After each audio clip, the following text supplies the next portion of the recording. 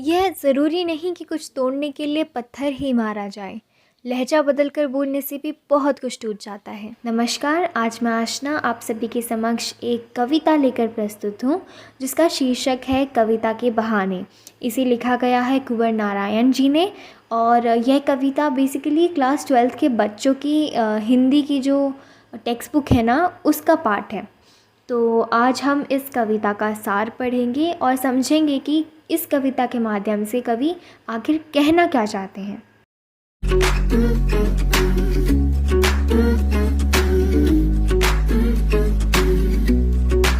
कविता शुरू करने से पहले हम कविता के कवि के परिचय से अवगत होंगे।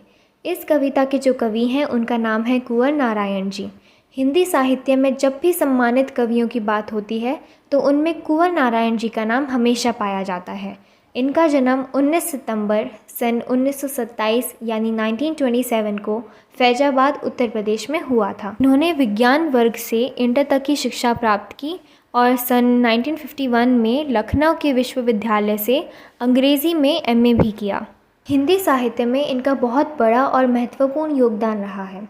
इन्होंने न केवल कविताएं लिखी हैं बल्कि कहानी संग्रह जैसे आकारों के आसपास, समीक्षाएं जैसे आज और आज से पहले और अन्य लेख और नाटक भी लिखे हैं जैसे मेरे साक्षात्कार इत्यादि। इन्हें बहुत सारे पुरस्कारों से सम्मानित किया गया है जैसे कबीर सम्मान, व्यास सम्मान, लोहिया सम्मान, साहित्य अकादमी पुरस्कार, ज्ञानपीठ पुरस्कार इत्यादि। 15 नवंबर 2017 को इन महान कवि का निधन हो गया था। तो आज हम इनकी कविता के बहाने का सार पढ़ेंगे और समझेंगे कि इस कविता के माध्यम से वे क्या कहना चाहते हैं। तो ये जो कविता है इसमें खड़ी बोली हिंदी का प्रयोग हुआ है। बहुत ही सीधी सरल भाषा में इस कविता को लिखा गया है। यह 3 पार्ट में डिवाइडेड है। पहले पार्ट में वे कविता की तुलना एक चिड़िया से करते हैं। दूसरे पार्ट में कविता की तुलना एक नहीं एक्चुअली बहुत सारे फूलों से करते हैं और तीसरे पार्ट में वे कविता की तुलना बच्चों से करते हैं। तो आइए हम धीरे धीरे इस कविता का सार समझने की कोशिश करते हैं। कविता एक उड़ान है चिड़िया के बहाने। यहाँ पर कवि सिमिलैरिटी बताते हैं कि जिस प्रकार चिड़िया उड़ती है कविता भी उड़ती है। अब चिड़िया पंख लगा के उड़ती है पर कविता के क्या पंख होते हैं, पर कविता काल्पनिक उड़ान भरती है। आगे देखते हैं। कविता की उड़ान भला चिड़िया क्या जाने, बाहर भीतर इसकर उसकर, कविता के पंख लगा उड़ने के माने, चिड़िया क्या जाने। अब कवि यहाँ पर डिफरेंस बताते हैं कि कैसे कविता की उड़ान चिड़िया की उड़ान से भिन्न है। अब चिड़िया की जो उड़ान है वह सीमित है, लेकिन जो कविता की उड़ान है वह असीमित है, उसकी कोई सीमा नहीं होती। चिड़िया एक घर से दूसरे घर, दूसरे से तीसरे, यहाँ तक उड़ सकती है। ज़्यादा से ज़्यादा ट्रोपोस्फेयर नहीं तो स्ट्रेटोस्फेयर तक उड़ सकती है, उसके बियॉन्ड नहीं जा सकती, बिकॉज उसके बियॉन्ड हवा ही नहीं बचेगी तो चिड़िया कैसे उड़ेगी। लेकिन जो कविता है उसकी कोई भी सीमा नहीं होती, उसमें भावों की सीमा नहीं होती, उसमें कल्पनाओं की सीमा नहीं होती। इसीलिए कविता की उड़ान असीमित है। कविता घर घर की कहानी होती है, वह पंख लगाकर हर जगह उड़ सकती है। इसी प्रकार से कविता की उड़ान चिड़िया की उड़ान से भिन्न है।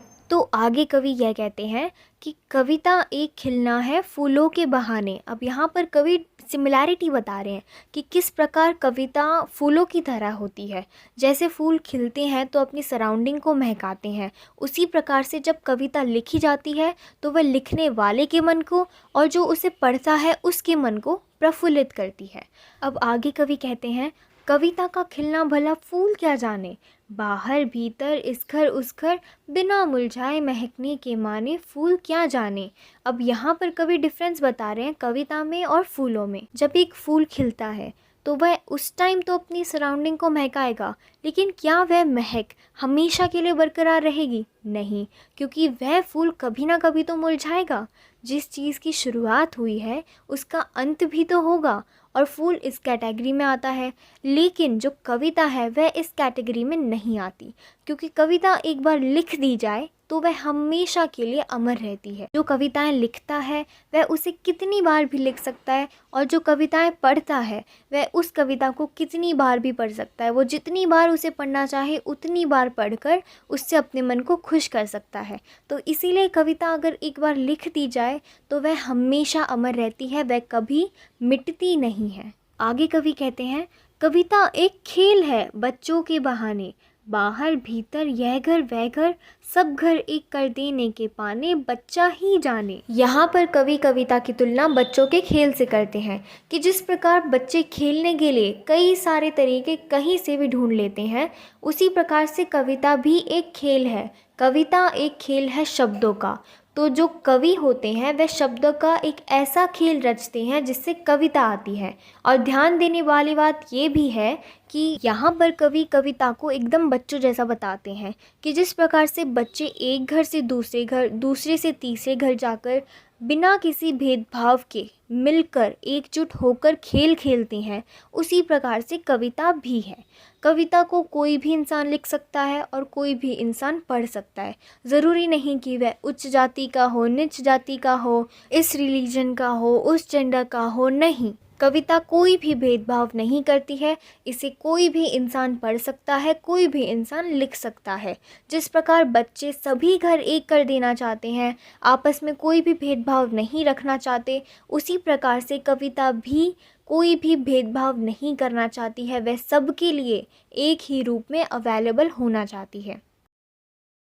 इसी के साथ boys and girls, we are done with this beautiful poem. अगर आपको पसंद आई हो, समझ आया हो, तो do give it a thumbs up. And अगर आप मेरे चैनल पर नए हो तो subscribe the channel and click on the bell ring to get notified whenever I am on YouTube. तब तक के लिए take care and bye bye.